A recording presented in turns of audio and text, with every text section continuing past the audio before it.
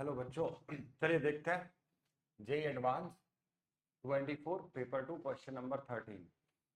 अब first question एक function दिया हुआ है और क्वेश्चन लुक वाइज बहुत अच्छा लग रहा है, तो देखते हैं इसको। अपने पास 1 to infinity to r में एक फंक्शन डिफाइन है। ये हमेशा एक इंपॉर्टेंट पॉइंट रहता है, एडवांस मेंस किसी का भी क्वेश्चन हो, अपने को पूरा रीड करना होता है पहले, तब अपन लोग कुछ आगे उसमें टैकल कैसे करें ये काम करेंगे, right. 1 to infinity to r में एक फंक्शन डिफाइन है और t is equals to 2n-1 के लिए -1 raise to the power n+1 to define है। तो एक तो इंपॉर्टेंट पॉइंट ये हो गया कि n नेचुरल नंबर जब आप यहाँ पुट करेंगे तो t की समथिंग वैल्यूज, अलग अलग वैल्यूज के लिए मुझे ft का वैल्यू मिल जाए। तो सबसे पहला स्टार्ट अपन लोग यही करते हैं बेटा, n इज इक्वल्स टू 1 अगर हमने इसमें पुट किया तो ये -1 raise to the power 1+1 into 2, तो यानी ये हो गया f of 1 is equals to 2। Correct भाई, अगर यहाँ 1 पुट किया तो 2n-1 1 बन गया अपने पास। Is that clear? अब जब हम नेचुरल नंबर 2 की बात करते हैं तो n इज इक्वल्स टू 2 जब आपने पुट किया तो यहां पर कितना बन गया बेटा, 2n-1, यानी ये बन जाएगा f ऑफ t का वैल्यू कितना हो गया यहाँ से 3। तो यहां जब पुट करेंगे तो अपने पास f ऑफ 3 का वैल्यू कितना आएगा ये देखना है। जब आपने 2 पुट किया तो ये ऑड पावर होगी तो ये -2 प्रोवाइड हो गया। Similarly n is equals to 3 की बात करते हैं तो n इज इक्वल्स टू 3 पर 3 दूनी 6 -1 5, तो f ऑफ 5 का जो अपने पास वैल्यू आ जाएगा जब आपने 3 रखा है तो ये 2 आ जाएगा। फिर n इज इक्वल्स टू 4 के लिए ये कितना बन जाएगा, यहाँ पर देखो 8 -1 7, तो f ऑफ 7 का वैल्यू फिर से -2 आ जाएगा। तो अपन लोग इस टाइप से ये वैल्यूज फाइंड आउट कर सकते हैं। अब आगे की वैल्यू की बात करते हैं भाई, अपने पास 2n+1 तक मैक्सिमम वैल्यू यहाँ पे पुट करनी है जो वैल्यूज की हमें नीड होगी ना। Keep in mind this thing and most importantly अब ये पूरा ft अपने पास है और ये इस इंटरवल में डिफाइन है नेचुरल नंबर के लिए। वो पूछ क्या रहा है, define gx equal to 1 to x ft dt और x 1 to infinity, let alpha denote the number of solutions of the equation gx equal to 0 in the interval 1 to 8। तो एक तो ये इंपॉर्टेंट हो जाता है कि 1 to 8 तो हमें 8 के आगे जाना नहीं, राइट।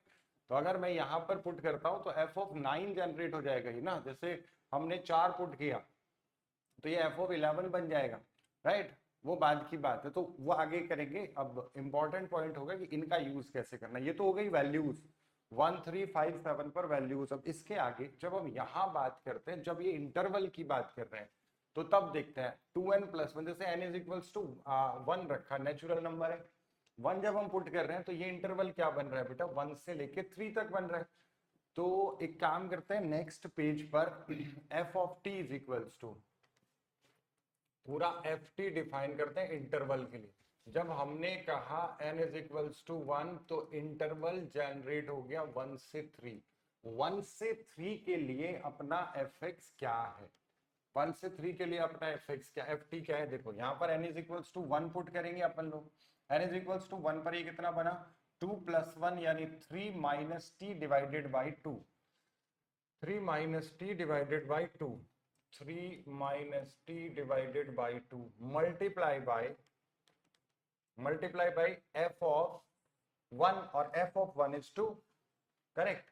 तो ऐसे ही सिमिलरली f ऑफ 1 इज 2, तो मैं यहाँ पर रुकता हूँ f ऑफ 1 और उसकी वैल्यू हो गई 2। अब आ जाते हैं आगे, यहाँ पर n is equals to 1 put किया तो 2-1 यानी t-1 डिवाइडेड बाई 2 और f of 3 t-1 divided by 2 f of 3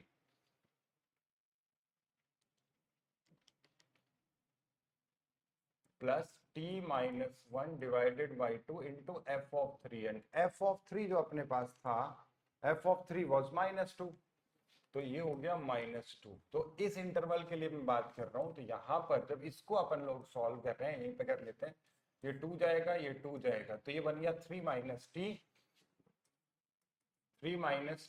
right, और -1 से मल्टीप्लाई तो -t+1, तो फाइनली ये 4 -2t बन गया, है ना। तो ये एक स्ट्रेट लाइन का इक्वेशन जनरेट हो गया किस इंटरवल में, 1 से 3 में। तो ये प्रोसेस हो गया। अपन लोग क्या कर रहे हैं, similarly n is equals to 2 put करेंगे। n इज इक्वल्स टू 2 जब अपन लोग पुट कर रहे हैं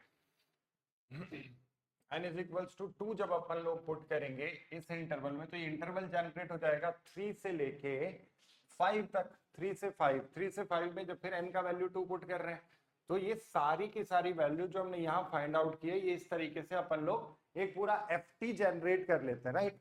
तो ft अगर हम जनरेट करते हैं तो वो किस तरीके का होगा, अब ये देखो, राइट। तो मैं फाइनली पूरा ft बना देता हूँ यहाँ पर, राइट। तो n इज इक्वल्स टू 2 जब हम लोगों ने रखा नाम बेटा, तो t का वैल्यू अपने पास आ जाएगा ऑफ कोर्स 3 to 5, और 3 to 5 में यहाँ पर जब वैल्यूज अपन लोग पुट कर रहे हैं, तो ये value 5 minus T divided by 2 into -2 and plus में t minus 3 divided by 2 into 2। तो ये इक्वेशन जनरेट हो जाती है अपने पास 2t माइनस 8।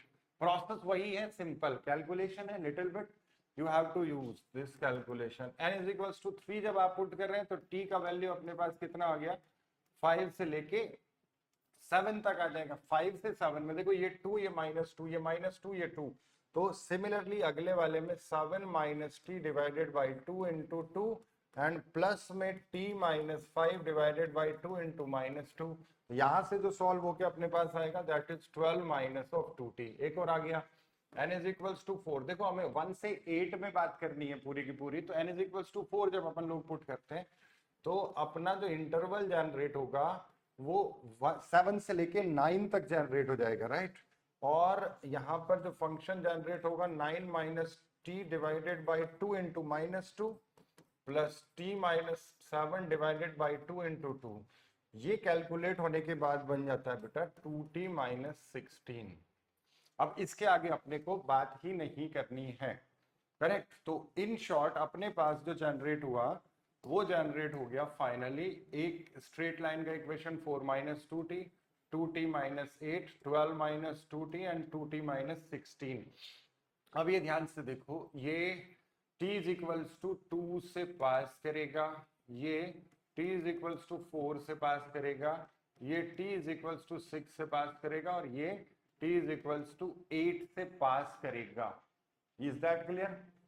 ये बहुत आसान सा पॉइंट है, हमने कुछ भी नहीं किया, अपने अपन लोगों ने सिर्फ वैल्यूज पुट करके वो इंटरवल जनरेट किए। अब क्वेश्चन इसके बाद अराइज होता है कि वो पूछना क्या चाहते हैं अपन लोगों ने, क्योंकि 1 से 8 तक था तो उसके आगे अपने को जाना नहीं है। अब सवाल ये है gx equal to 1 to x ft dt, x 1 से इंफिनिटी दिया हुआ है, हमें सिर्फ यहां तक जाना है, तो ये x वेरी कर रहे हैं। अब ये सोचिए, और वो कह रहे हैं अल्फा नंबर सुनो gx इक्वल टू 0, यानी ये वैल्यू कब 0 होगी, 1 to x ft dt कब 0 होगा। तो अपन लोग ये करते हैं ना, ऐसा करें, यहां पर इन लाइंस को प्लॉट कर देते हैं। पहला है 4 माइनस 2t, तो यहाँ पर देखो ध्यान से, अपन लोगों ने लाइन प्लॉट की, इस पर मार्क कर लेते हैं 1 2 3 4 5 6 7 एंड 8, ये हमने मार्क किया। 1 पर लाइन का कुछ वैल्यू होगा, लाइन 2 से पास कर रही है, निगेटिव स्लोप का अपना पहला लाइन था, तो कुछ इस टाइप का लाइन नहीं जाएगा, this one is. Similarly next line pass कर रही थी 4 से, तो यहां से पास होके इस टाइप का कुछ आ जाएगा। Similarly next line was passing through 6, इस टाइप की लाइन हो गई, एंड 8 से पास होके कुछ इस टाइप की लाइन आ जाएगी। 1 से 8 में अपने को बात करनी थी। हाँ, अब यहाँ पर ध्यान से देखो, what they are saying is g of x equal to 0, यानी इसका मतलब हुआ 1 to x ft dt is equals to 0, ये होना चाहिए। तो एक तो x इज इक्वल्स टू 1, 1 पर जब हम बात कर रहे हैं, तो अगर मैं x को 1 पुट किया तो वो वैल्यू 0 हो जाएगी, राइट, वो बात की बात। अब अगर हमें डेफिनेट इंटीग्रेशन की बात करनी है, तो बेटा ये एरिया और ये एरिया, यानी ये सिमेट्रिकली अपोजिट साइन के एरिया हो गए, equal and opposite sign, value will be 0। तो अब पॉइंट क्या है, एक तो यहां पर चेंज हो रहा है, एक यहां पर चेंज हो रहा है, और एक यहां पर चेंज हो रहा है। तो g of x is equals to 0 का मतलब ये हुआ g of 3 equal to 0, g of 5 equal to 0 and g of 7 equal to 0। अब ऐसा कैसे, देखो मैं ये समझाता हूँ। 1 से लेके 3 में जब बात कर रहे हैं, यानी 1 से 3 gx वही है ना, 1 से 3 ft dt की अगर बात करें, तो ये डायरेक्टली एरिया के कॉन्सेप्ट से ही हमें ये बात समझ में आ रही है। ये वाला एरिया, ये वाला एरिया और ये वाला एरिया नलीफाई कर देंगे तो ये वैल्यू 0 हो गई। अब यहां तक का 0 था, अब मैं आपसे कहता हूँ 3 से लेके 5 तक का, तो ये एरिया अब आपस में नलीफाई हो जाएंगे। और अब 5 से लेके 7 तक जब बात कर रहे हैं, तो फिर ये और ये एरिया नलीफाई हो गए। अब आप जैसे 1 से 3 है, तो पहला पॉइंट 3 आ गया जहां पर वैल्यू 0 हो गई, करेक्ट। अब अगर मैं इसको 1 से 5 भी लिखता हूं, भाई ये वैल्यू डायरेक्टली 0 हमें दिखाई दे गई। अब अगर मैं आपसे कहता हूं कि भाई 1 से 5 ft dt, तो बेटा 1 से 5 ft dt भी तो अपना 0 हो गया, बिकॉज 1 से 3 तो 0 था ही, तो 3 से 5 भी तो 0 हो गया ना, ये और ये नलीफाई हो गया, तो फिर वी विल राइट डाउन 1 से 5 0। Similarly if I write down 1 to 7 ft dt, ये भी 0 होगा ही होगा, बिकॉज उसके आगे उतना ही सिमेट्री में इक्वल एंड अपोजिट साइन का वैल्यू आता है। तो कुल मिलाकर पॉइंट क्या हुआ, 3, 5 और 7। तो अपने पास अल्फा की जो वैल्यू हो गई वो 3 हो गई, करेक्ट। पहला पॉइंट तो ये आ गया यहां पर। अब देखो, तो अल्फा की वैल्यू अपन लोगों ने फाइंड आउट की 3। अब नेक्स्ट बात करते हैं, राइट। ठीक है, अब देखिए, अब वो क्या बोल रहे हैं, number of beta is equals to, beta हम यहीं पर find out, beta is equals to limit of x tending to 1 plus g of x divide by x minus 1। तो अब ये कौन सा इंडिटरमिनेट फॉर्म है, सवाल ये है। ये 0 हो रहा है डिनोमिनेटर, तो न्यूमरेटर अगर 0 होता है तो इंडिटरमिनेट फॉर्म बनेगी, अदरवाइज एग्जिस्ट नहीं करेगा, करेक्ट। तो अपने को g1 चाहिए, तो g1 बेसिकली क्या हुआ, 1 to 1 यानी 0 हो गया, यानी ये हो गई इंडिटरमिनेट फॉर्म 0 by 0। और इसको सॉल्व करने के लिए आप लोग क्या करते हैं, हम यहाँ सिंपली लॉपिटल यूज कर सकते हैं। तो ये हो गया g डैश x यानी g डैश 1, और g डैश 1 की अगर यहाँ से बात करें न्यूटन लैबोरेटरी थ्योरम से, तो g dash x is equals to f x, g dash 1 is equals to f of 1, और एफ ऑफ 1 का वैल्यू अपन लोगों ने यहाँ पर फाइंड आउट किया था, दैट इज 2।